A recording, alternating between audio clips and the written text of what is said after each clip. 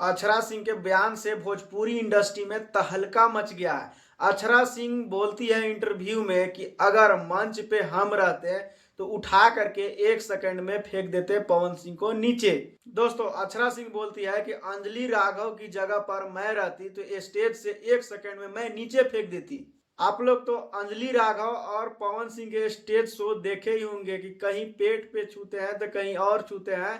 तो दोस्तों, इसी के क्रम में अक्षरा सिंह बोलती है कि अगर अंजलि राघव के जगह पे मैं रहती तो 1 सेकंड के अंदर मंच से नीचे होते पवन सिंह।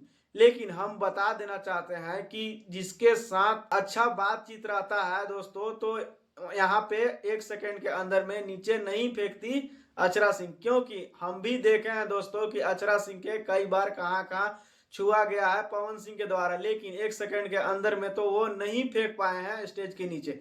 दोस्तों, हम ये कहना चाहते हैं कि अगर अक्षरा सिंह के बातचीत अच्छा रहता पवन सिंह के साथ में तो वो भी नहीं ये चीज बोलती, लेकिन बातचीत अच्छा नहीं रहने के कारण में वो बोली है अक्षरा सिंह कि पवन सिंह को हम 1 सेकंड के अंदर में हम नीचे फेंक देते स्टेज से।